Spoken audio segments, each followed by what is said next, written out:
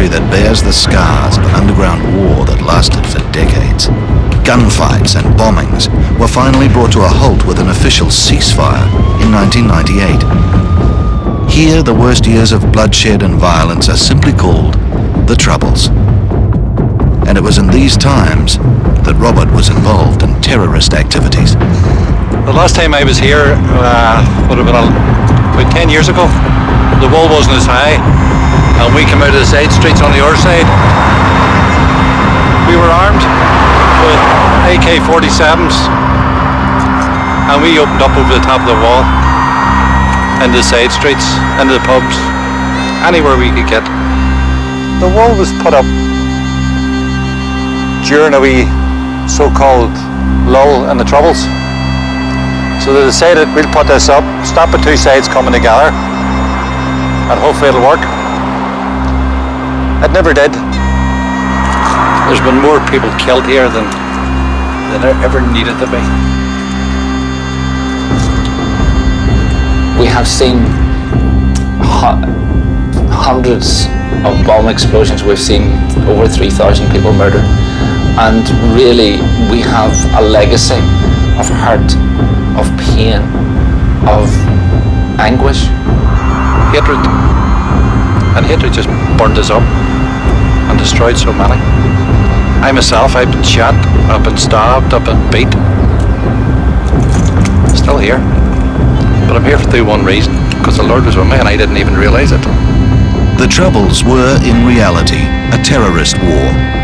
Local loyalists who sided with Great Britain were fighting the IRA. Republicans striving for a united Ireland. But the victims of the snipers, bomb blasts and ambushes were really soldiers. The Irish were killing each other. I was part of a loyalist paramilitary organisation, the UVF, Ulster Volunteer Force. As a loyalist, Raymond was the sworn enemy of the IRA, using their own tactics against them. Being involved in murder attempts and causing explosions, shootings, and all sorts of other paramilitary activity. Some of my friends had been murdered. People who lived around the corner with me, who I had grown up with, people that I knew and joined the security forces, they had been murdered by the IRA. At 15, I joined the junior IRA, and we were involved in clearing the way for different attacks on the soldiers.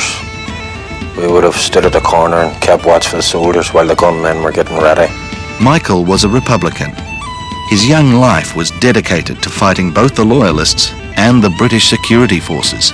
I was involved in armed robbery, drugs, kidnap.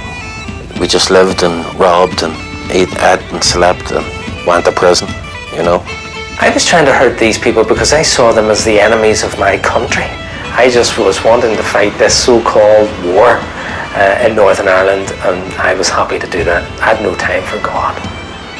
2 15-year prison sentences for 2 attempted murders, 14 years for conspiracy to murder, 13 years for causing explosions, 13 for possession of explosions, and so on.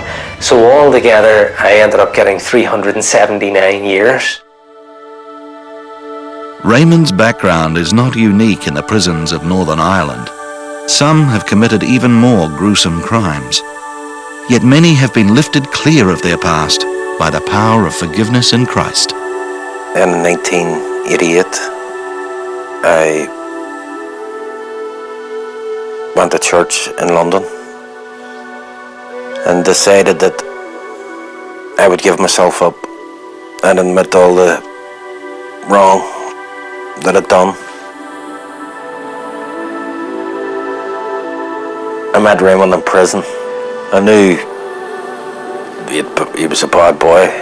I knew he was a loyalist paramilitary, he was heavily involved. But he'd become a Christian in prison. And so I got on my hands and knees in the police cell and asked God to come into my heart and just forgive my sins, to take over my life, and that's what he did 15 years ago. I learned that God was at work and that he was the only answer for reconciliation. When I seen Loyalist and Republican prisoners praying together in Maghaberry prison for peace. That made a big impression on me. It meant to me that God was at work. We would meet together and we would show that through Christ there was reconciliation, and there was forgiveness, there was hope, and there was unity. And so we would find ourselves spending time together, people from both sides. And so God's love and forgiveness was seen in a very practical level.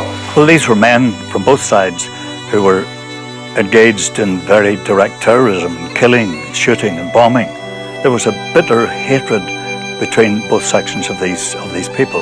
And that was a wonderful thing, that God was able to touch hearts and change motives of men in prison in a way that the ordinary person just couldn't do. The heart of Prison Fellowship is a real desire and longing to share the love of Jesus with men and women in prison. We've had the opportunity of bringing men again from different backgrounds, from different faiths and from none, to a table where they sit down and just study the Bible together. Christians, that's to receive Jesus by faith.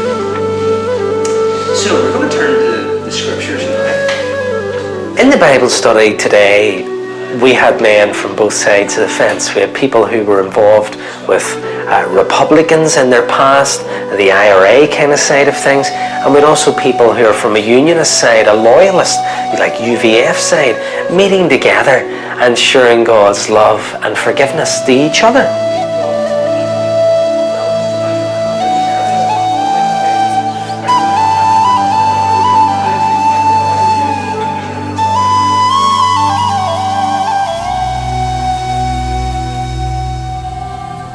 In Northern Ireland, communities are very close-knit, with entire generations of families often growing up and living out their lives in the same street.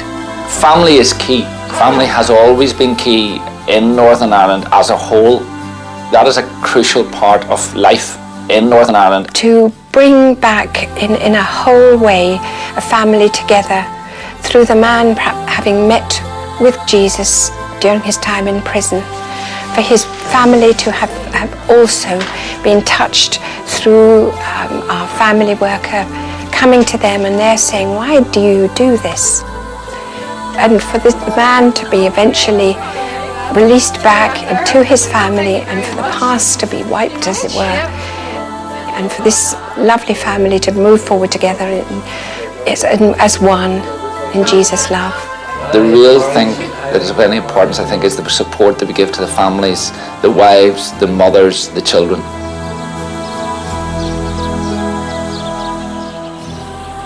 I visit the families of prisoners, wives and mothers very often of prisoners and their children, to try and give some support to them. Prison Fellowship is something I really knew nothing about because, well, I didn't really need to know anything about them because I didn't think that I'd ever have anyone belonging to me in prison.